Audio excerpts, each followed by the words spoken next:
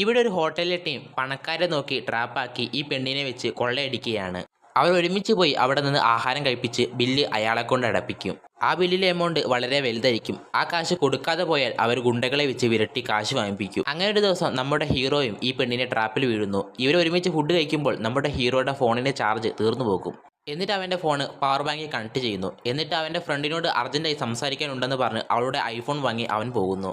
സംസാരിച്ച് കഴിഞ്ഞിട്ട് അവൻ ഇനിയും വിളിക്കും. അതുകൊണ്ട് ഫോൺ എൻ്റെ കയ്യിൽ ഇരുന്നോട്ടെ എന്ന് ചോദിക്കുന്നു. അവൾ ഓക്കെ പറയുന്നു. ഇനി ബില്ല് പേ ചെയ്യാൻ പോവുകയാണ്. അപ്പോൾ തന്നെ അവൻ അവൻ്റെ പേഴ്സിലെ കാശ് എടുത്ത് എണ്ണുന്നു. അപ്പോൾ ഒരുത്തൻ വന്ന് പാർക്കിങ്ങിലെ കാർ മാറ്റണമെന്ന് പറഞ്ഞ് അവനും ഇവനും കൂടെ പുറത്തേക്ക് പോകുന്നു. എന്നിട്ട് ഹീറോ അവൻ്റെ കൂടെ പോയി എസ്കേപ്പ് ആവുന്നു. അപ്പോഴാണ് മനസ്സിലാകുന്നത് ഈ വന്നവൻ ഹീറോയുടെ ആളാണ്. അവൻ രക്ഷപ്പെട്ടെന്ന് മനസ്സിലായതും ഹീറോ അവിടെ വെച്ച പേഴ്സ് എടുത്ത് ഇവൻ നോക്കുന്നു. പക്ഷെ അതിലുണ്ടായിരുന്നത് വെറും വെള്ള പേപ്പർ മാത്രമായിരുന്നു. പേഴ്സിൽ കാശ് വെക്കുന്നത് പോലെ വെച്ചിട്ട് അവൻ അവൻ്റെ കോട്ടിലാണ് ആ കാശ് വെച്ചത്. ഫോണെങ്കിലും കിട്ടിയല്ലോ എന്ന് പറഞ്ഞ് ഇവൾ ആ ഫോൺ എടുത്ത് നോക്കുമ്പോഴും അതും ഫേക്ക് ആയിരുന്നു.